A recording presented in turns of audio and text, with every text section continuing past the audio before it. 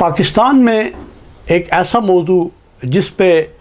جانبداری سے بولا جاتا ہے اور کافی جانبداری کے ساتھ بات کی جاتی ہے.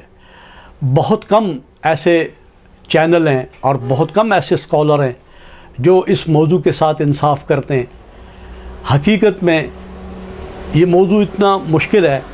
کہ اس کو بیلنس کرنا، اس کو متوازن کرنا اور اس میں حقیقت کا رنگ بھرنا اور سچائی بیان کرنا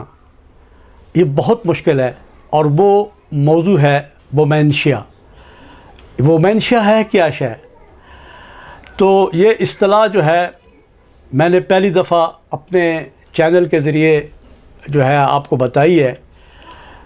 دیکھیے، دو قسموں کی جو حکومت ہے، جب سے انسانی تمدن قائم ہوا ہے دو قسموں کی حکومت جو ہے وہ چل رہی ہے. ایک میل کی حکومت ہے جو جغرافیوں پہ مشتمل ہوتی ہے اور تہذیبوں پہ مشتمل ہوتی ہے، اور اس میں سپورٹنگ لینگویج ہوتی ہے اور نیشنلزم کے نام سے جو ہے اس کو اسٹینڈ کیا جاتا ہے اور اس کی بقا کی جاتی ہے، جس کو آگے چل کے وطنیت کہا گیا یا پھر نیشنلزم کہا گیا. اس رجیم کو قائم کرنے کے لیے بعض انسانی ادوار میں مذہب نے بھی بڑا فعال رول ادا کیا، اور بہت سارے ایسے انبیاء علیہ والسلام نے اپنے زمانوں میں جو ہے وہ مذہب کی رجیم قائم کی، اور انہوں نے خدا کا پیغام اور وحی الہی کی روشنی میں انسانیت کی بقا کے لیے اور انسانیت کی تمدن کے لیے کام کیا. لیکن ایک دوسری ایسی گورنمنٹ ہے جس کا نام وومینشیا ہے، اور وہ فیمیل رجیم ہے، اور وہ خواتین جسے آپ کہتے ہیں عرف عام میں. اور وہ حکومت جو ہے وہ ایسی ہے کہ یہ کسی جغرافیے کی محتاج نہیں ہوتی، یہ کسی قانون کی محتاج نہیں ہوتی، یہ کسی تاج و تخت اور پاور کی محتاج نہیں ہوتی. یہ صرف اور صرف ریلیشن، ایموشن، سنسیریٹی اور ریلیٹیو اس کی محتاج ہوتی ہے، اور اسی کی بنیاد پہ یہ ایک اکائی سے پھر خاندان بنتا ہے، اور خاندان سے پھر افرادی قوت اور نسل آگے چلتی ہے، اور وہ پھر نسل اپنے خاندان کے ساتھ انرول ہوتی ہے اور اسی کا نام چلتا ہے. آپ کو یہ سن کے بڑی حیرانگی ہوگی کہ میل رجیم جو ہے وہ 600 سال، 1000 سال، 500 سال، 700 سال، 200 سال جو ہے وہ قائم رہی. لیکن اس کے بعد یا ان کے جغرافیے بدل گئے، یا وہ تہذیبیں دم توڑ گئی، یا وہ تاج و تخت ختم ہو گئے. لیکن وومینشیا کی جو گورنمنٹ ہے وہ ہزاروں سال سے قائم ہے. انبیاء کی بھی جو ہے حضرت ابراہیم کی بھی دادی تھی، حضرت اسماعیل کی بھی والدہ تھی، اور نبی علیہ والسلام کی بھی والدہ تھی. تو یہ جو فیملی ٹرمینالوجی جو قائم کی جاتی ہے رشتوں کے نام سے، جو خاندان کی حکومتیں بنتی ہیں اور جن کے قائم کرنے والی خواتین ہوتی ہیں، اور وہ حکومتیں لینگویج، ایموشن، انسانیت اور جو ہے شرم و حیا، محبت، اس کو پروان چڑھاتی ہیں. تو یہ ایسی حکومت ہے جو صدیوں نہیں بلکہ ہزاروں سال سے یہ حکومت قائم رہتی ہے اور آج تک قائم ہے. خاندان اسی سے بنتے ہیں، معاشرے اسی سے بنتے ہیں، اور میرے نزدیک تہذیب کی یہ پہلی اکائی ہے جو تقسیم در تقسیم ہو کے خاندان اور نسل اور پھر قوم اور پھر پوری تہذیب کا انتخاب کرتی ہے. سوال یہ پیدا ہوتا ہے کہ ہم نے ایک رجیم کا کلاوہ تو اپنے گلے میں ڈال دیا اور اس کو آئین و قانون کے نام سے ہزاروں سال پہلے پاور اور تاج و تخت کے نام سے ایکسیپٹ کر لیا. لیکن یہ دوسری رجیم جو ہے، یہ دوسری گورنمنٹ جو ہے، اس کو ہم نے وہ پروٹوکول نہیں دیا جو اس کا رائٹ تھا. ہزاروں سال پہلے بھی ہم نے اس کا احترام نہیں کیا، اور آج اس دور جدید میں بھی ہم نے خواتین کا اور خواتین کے حقوق کا کوئی پالن نہیں کیا. قرآن مجید کی آیت کریمہ ہے، الرجال قوامون علی النساء، بے شک کہ مردوں کو عورتوں پہ نگہباں بنا کے بھیجا گیا ہے. تو ہم نے وہ نگہبانی کے جو حقوق ہیں ہم نے وہ فرائض جو ہیں وہ اس طریقے سے پورے نہیں کیے، نہ ان کو جائیداد میں حصہ دیا، نہ ان کو اولاد کے حقوق سمجھائے، نہ ان کے ساتھ گھر کے جو امور ہیں ان میں ہماری دلچسپی جو ہے وہ ایک نہ ہونے کے برابر ہے، اور تربیت جو اولاد کی تربیت ہے اس میں خواتین کے ساتھ مدد نہ ہونے کے برابر ہے،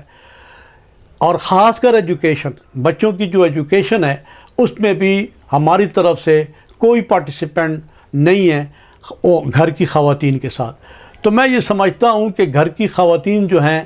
وہ باورچی خانہ اور گھر کے جو امور ہیں اور صفائی ستھرائی ہے، اور ان کی جو ڈیوٹی ہے صبح 6 بجے سے شروع ہو کے رات گئے تک ان کی یہ ذمہ داریاں جو ہیں پوری ایکٹیویٹی کے ساتھ جاری رہتی ہیں۔ لیکن میل رجیم میں کیا ہوتا ہے، آپ صبح گئے آفس اور 2 بجے چھٹی، صبح گئے دکان پہ اور شام کی مغرب کی اذان کے ساتھ چھٹی، ان کی چھٹی نہیں ہے۔ تو میں نے دیکھا ہے کہ جن معاشروں میں خواتین کے حقوق کا اہتمام نہیں کیا جاتا ان معاشروں پہ خدا کی ناراضگی کے عذاب وقتاً فوقتاً نازل ہوتے رہتے ہیں، اور وہ عذاب کی اشکال کیا ہیں؟ رزق کی تنگی، بد اخلاقی، اولاد کا بے ادب ہونا، اور خود گھر کا ماحول ڈسٹرب ہونا،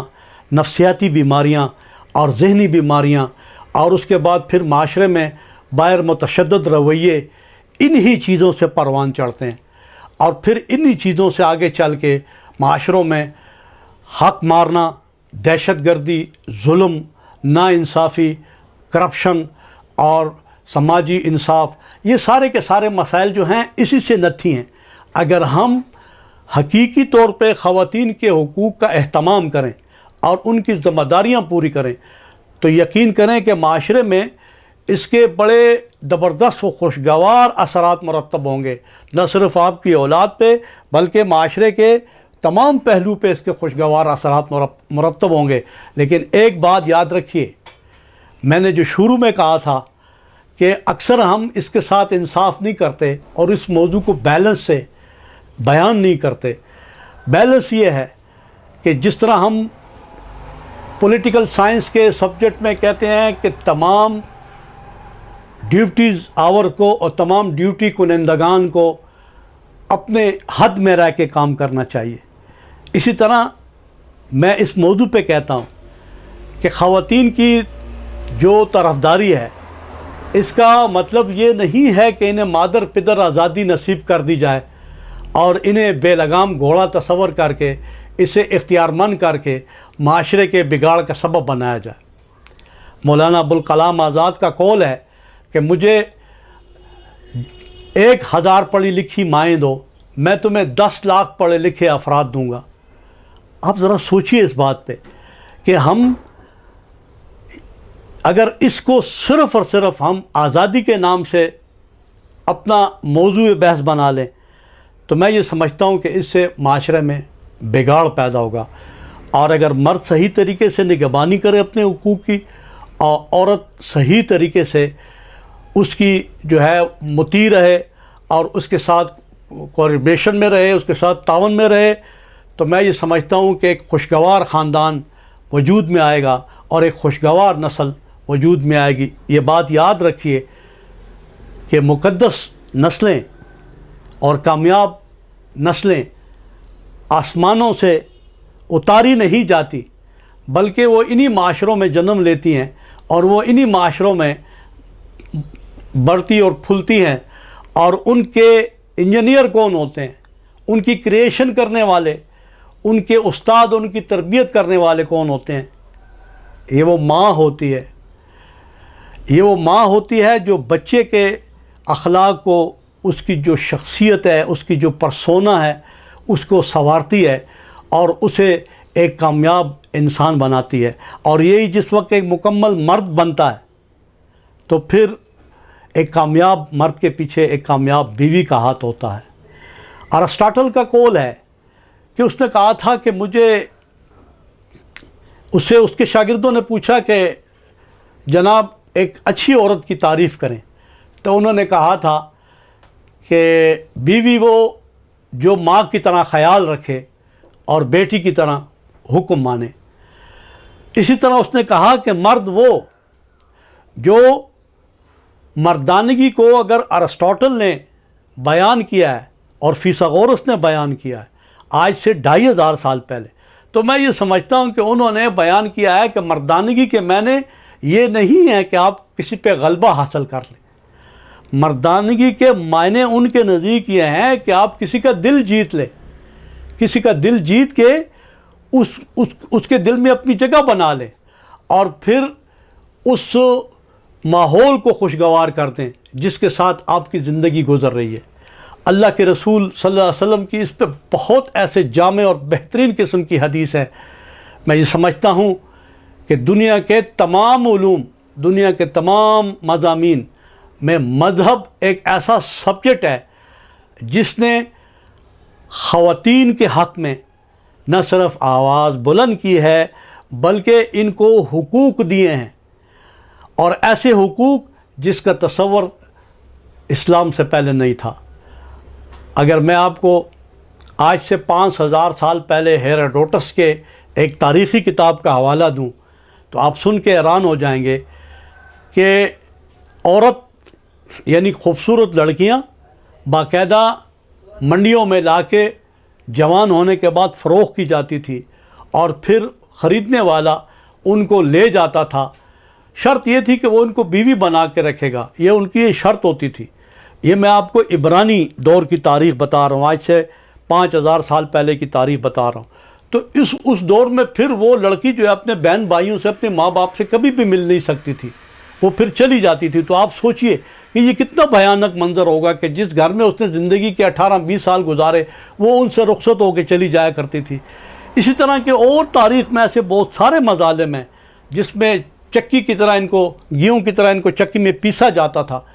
یہ ساری سچویشن کیوں تھی؟ یہ ساری سچویشن یہ تھی کہ خواتین کے حقوق کی پاسداری نہیں کی جاتی تھی۔ تو اگر آپ یہ چاہتے ہو کہ آپ کی لائف خوشگوار ہو، آپ یہ چاہتے ہو کہ آپ پرسکون ہو، آپ کی اولاد آپ کا ادب کرے، آپ کے گھر پہ سکینہ اور برکت نازل ہو، آپ کا رزق بڑھے، تو اس کا آغاز اپنے گھر سے کیجئے اور اپنے گھر والوں کو محبت دیجئے، پیار دیجئے اور ان کے لیے، ان کے حقوق کے لیے اپنی زندگی کو وقف کیجئے۔ ڈیووشن